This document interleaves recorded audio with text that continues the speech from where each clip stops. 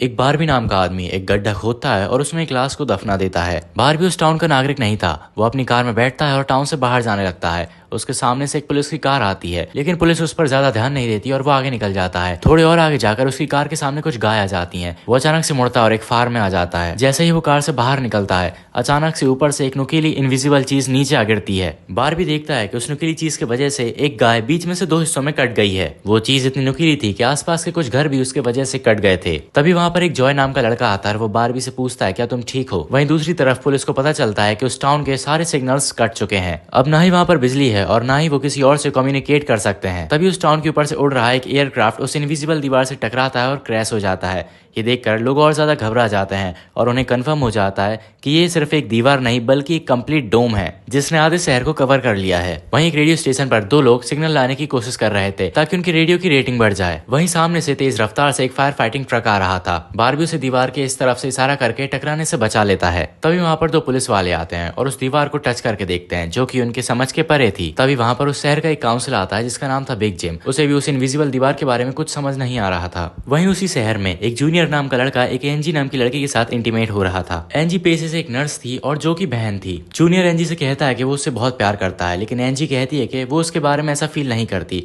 फिर दोनों के बीच में बहस हो जाती है और एनजी उसे थपाड़ा मार के वहां से चली जाती है। वहीं एक औरत एक फेमस रिपोर्टर जूलिया को बुलाती है और उससे कहती है कि उसने इसी हफ्ते 6 प्रोपीन टैंकर्स को यहाँ के मिल में जाते हुए देखा है। एक साथ इतने सारे प्रोपीन का होना किसी बड़े खतरनाक प्लान का हिस्सा हो सकता है। जूलिया वादा करती है कि वो इस केस में इन्वेस्टिगेशन करेगी, लेकिन वो बाद में अपने काम में व्यस्त हो जाती है। वहीं वो council big gym radio station जाकर अनाउंसमेंट कराता है ताकि लोग बाग उस इनविजिबल डोम के बारे में जागरूक हो सकें।